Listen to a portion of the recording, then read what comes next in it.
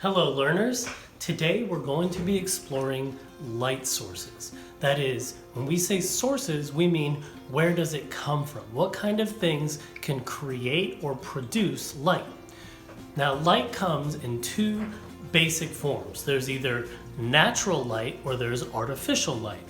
Artificial light can be created by either heating something up until it starts to give off light, like if I lit a candle or a match, or if I put some metal in a fire and then I pulled out that metal and it would be red hot. It would be giving off light from being heated up.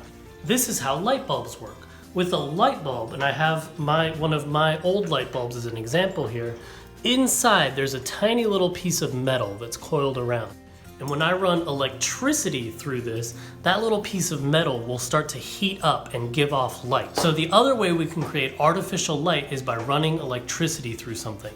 This could either be a solid piece, like the little piece of metal in my light bulb, or it could be through a gas to make a neon sign. How does light work?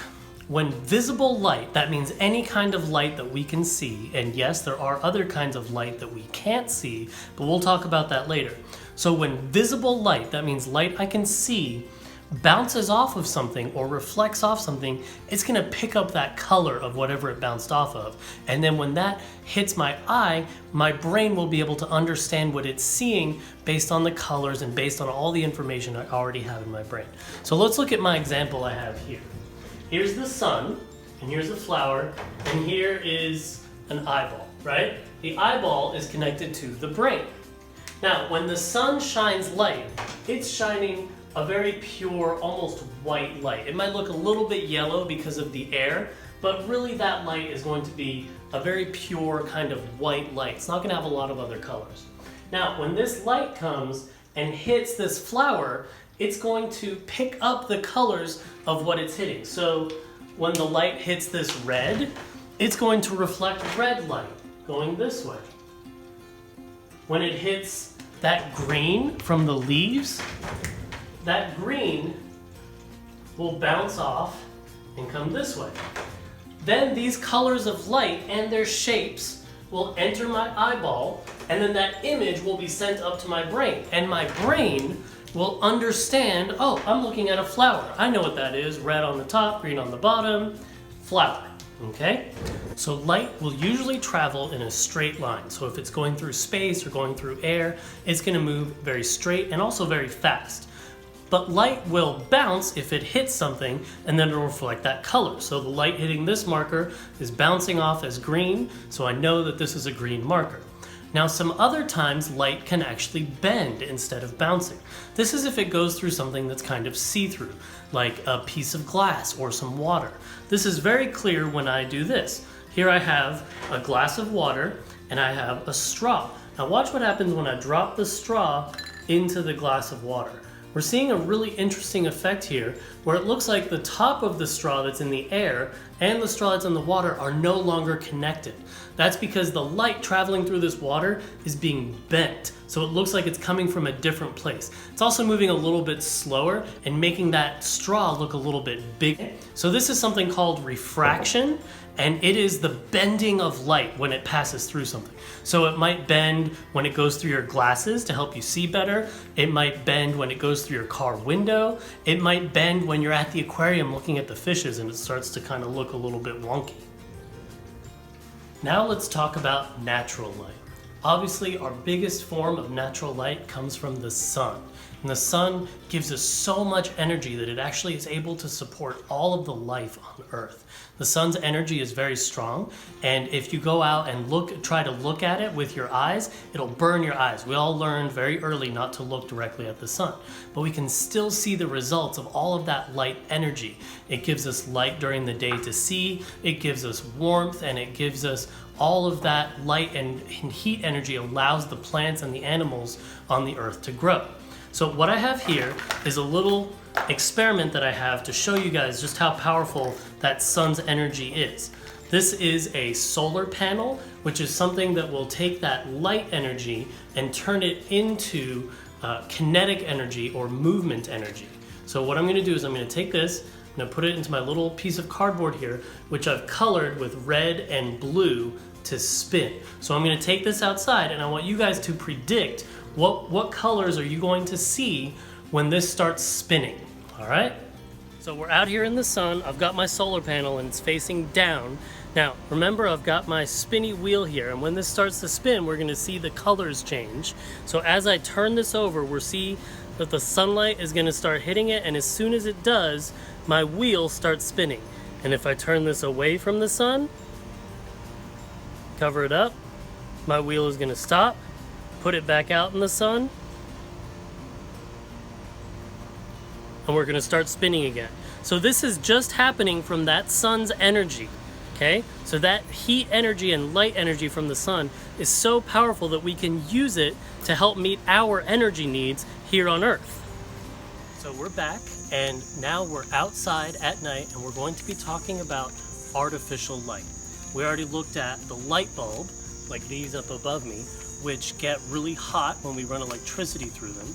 And we talked about things like candles and fire, which is another way that we heat things up enough that they'll go through that change and start emitting that light. So now we're going to talk about some other types of light, like chemical light.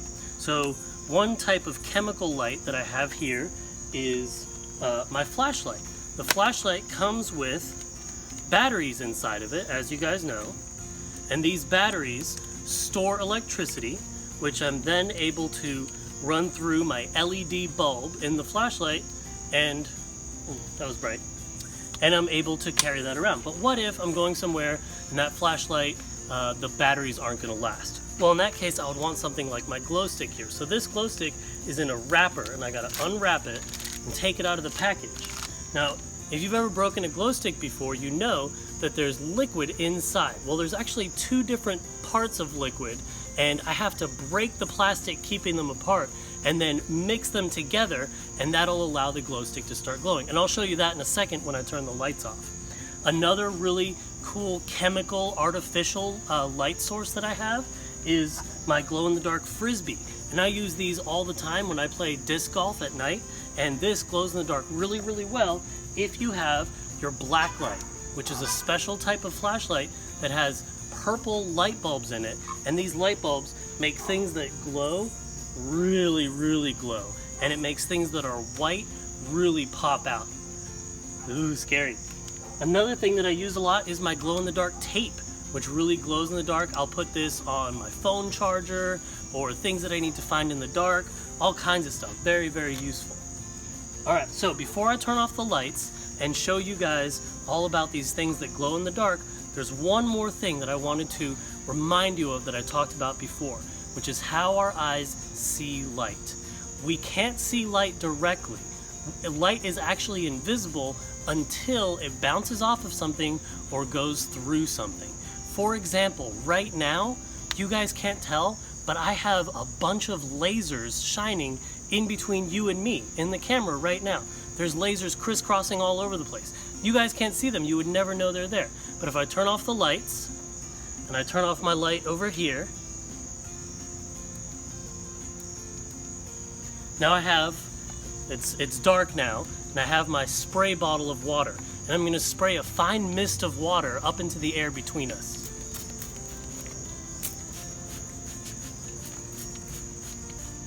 And now we can see that in between us, there's actually all kinds of lasers hanging out.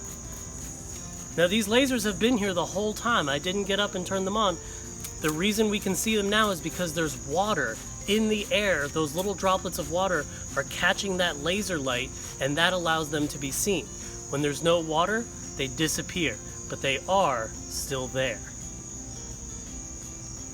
All right, let's turn the lights back on, please. Oh no, wait, I'm sorry, I forgot. Turn them off. Okay, the glow stick in the dark, I have to, oh, it's getting in the laser light, so I have to break the glow stick, listen for the crack, and then you see it starts glowing. And if I shake it, then it's gonna really glow. So now I have this really convenient source of light that I can carry with me, and it's not reliant on batteries. This will probably last like maybe 16 or 20 hours. And I can also show you guys my glow-in-the-dark disc. I charge it up with my purple flashlight, and now it glows really, really well in the dark. And also my glow-in-the-dark tape, which I can charge up and then let it release that light energy from the flashlight over a long time. All right, now we can turn the lights back on, please. Thank you so much. So, I hope you guys enjoyed your light sources lesson this week, and I can't wait for our next lesson next week. I will see you guys then.